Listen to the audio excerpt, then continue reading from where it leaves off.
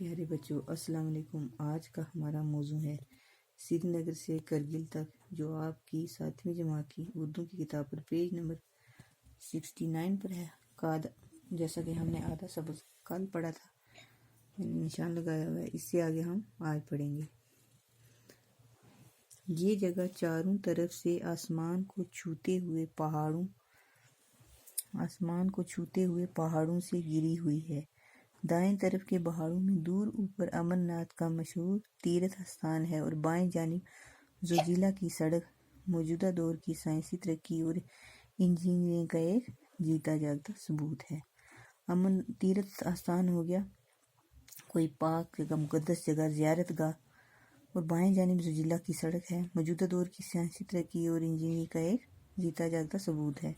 زوجیلا درے کو عبور کرنے کے بعد انسان ایک الگ ہی دنیا میں پہنچتا ہے۔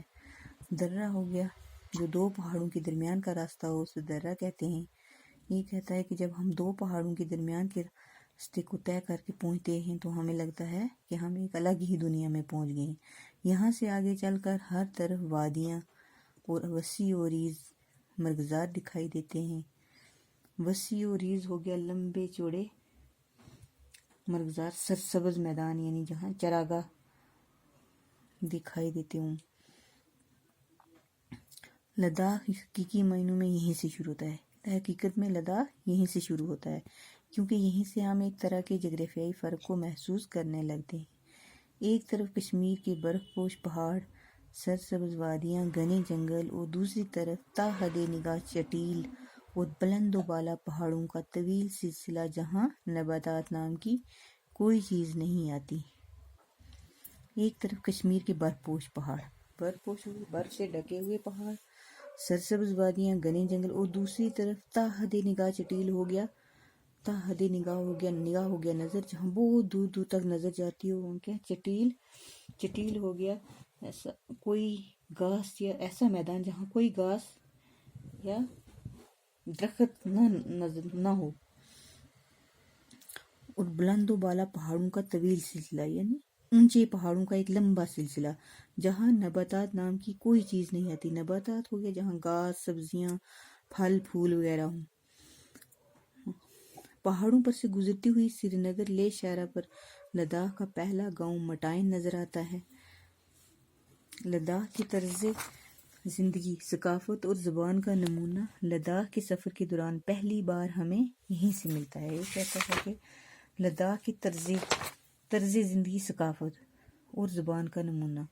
طرز زندگی ہو گیا یعنی وہاں کے رہن سہن، طور طریقے اور زبان کا نمونہ لداخ کے سفر کے دوران پہلی بار ہمیں یہیں سے ملتا ہے۔ مٹائن کے بعد دراس آتا ہے جو دنیا میں سائبیریا کے بعد دوسرا سرد ترین مقام ہے۔ مٹائن کے بعد دراس آتا ہے جو دنیا میں سائبیریا کے بعد دوسرا سرد ترین مقام ہے۔ سرد ترین کیا یعنی ٹھنڈی جگہ ہے۔ دراس میں درجہ حرارت سردیوں کے موسم میں -45 ڈگری تک گر جاتا ہے۔ دراس اگرچہ بہت کم بارش ہوتی ہے لیکن یہ چھوٹا سا خطہ سرسبز و شاداب ہے۔ یہ کہتا ہے دراس میں اگرچہ بارش بہت کم ہوتی ہے لیکن یہ چھوٹا سا خطہ کیا ہو گیا؟ زمین کا ٹکڑا، یعنی یہ چھوٹا سا زمین کا ٹکڑا سرسبز و شاداب ہے۔ سرسبز و شاداب کیا ہو گیا؟ ہرا بھرا ہے۔ یہاں پر جدید طرز کے متعدد فارم نظر آتے ہیں۔